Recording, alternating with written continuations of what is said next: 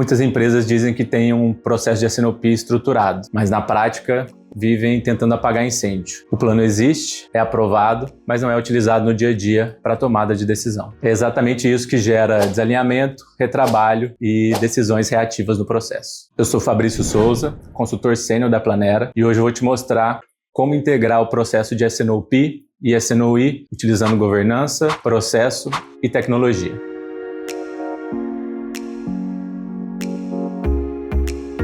Mas antes, vale explicar rapidamente qual que é o papel de cada um desses processos. O processo de S&OP é responsável por definir o plano tático da companhia. É nele que a gente avalia a estratégia do negócio e conecta com planejamento de demanda, planejamento de estoques, avaliação de capacidade e toma decisões olhando para os próximos 3 a 18 meses. Já o S&OI é responsável por gerir esse plano no curto prazo, avaliando os próximos dias ou semanas. Na prática, o S&OI faz correções na rota para tentar encontrar o melhor alinhamento em busca do que foi definido como estratégia do negócio no S&OP. A integração entre os dois processos ocorre quando duas coisas acontecem de forma contínua. O plano do S&OP se torna um guia para as decisões operacionais e o resultado dessa operação retroalimenta o processo de S&OP. O problema é que, na maioria das empresas, essa conexão não acontece de forma estruturada. E é exatamente isso que faz com que bons planos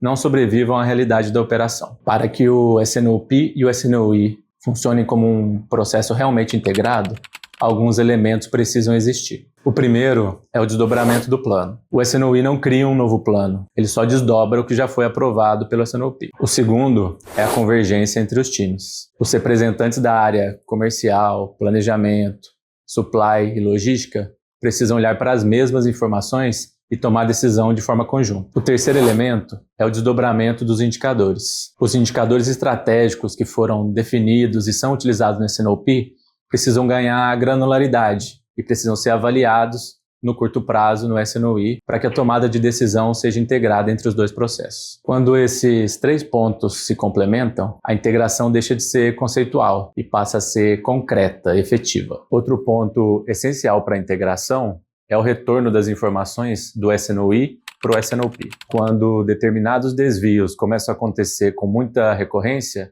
eles deixam de ser operacionais e se tornam desvios estruturais. E são esses desvios ou essas informações que têm que retornar como pauta para o processo de S&OP. Podem ser restrições de capacidade, algum problema estrutural na gestão dos estoques ou alguma mudança que esteja acontecendo recorrentemente no plano de demanda, seja por algum canal ou alguma regional ou categoria específica. Esse ciclo de informações mantém o planejamento do S&OP atualizado e a operação coerente com o plano que foi feito. Quando o S&OP e o S&OI começam a funcionar de forma integrada, a operação muda de comportamento. Os problemas deixam de ser tratados apenas naquele momento em que eles acontecem e passam a ser antecipados pelo time de planejamento. E com isso a previsibilidade aumenta, os níveis de serviço melhoram e os conflitos entre as áreas diminuem. Então as decisões deixam de ser emergenciais e passam a ser estruturadas. No final,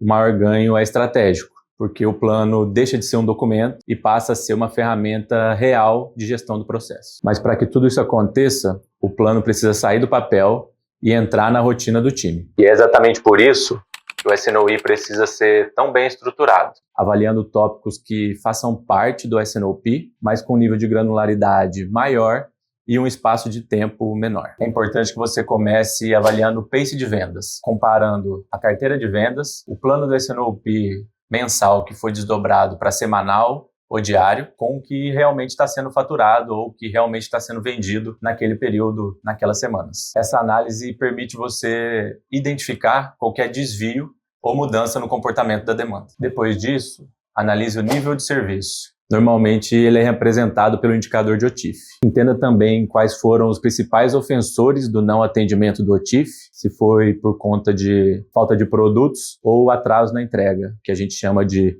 on time ou in full. Na sequência, avalie os principais resultados de SLA, geração de remessa, geração de nota fiscal e lead time de entrega de produtos. Nesse momento, é importante lembrar que o processo precisa de regras de atendimento. Ela garante que os processos sejam executados de forma consistente, mesmo em cenário de restrição. A gente tem um vídeo falando sobre isso no YouTube. Seguindo no processo de S&OP, não se esqueça de avaliar seus resultados de estoque, projeção de ruptura, excesso de matéria-prima, excesso de estoque de produto acabado ou algum backlog que você tenha que avaliar. No final, depois de analisar o processo de forma mais estruturada, as decisões ficam mais assertivas e também fica mais claro o que deve ser levado para o S&OP. Então, para a gente fechar, integrar o processo de S&OP e S&OE é sobre garantir o fluxo correto de informações. Quando essa integração existe, a operação ganha previsibilidade. As decisões ficam mais claras e os resultados deixam de depender de ações emergenciais. Aqui na Planera,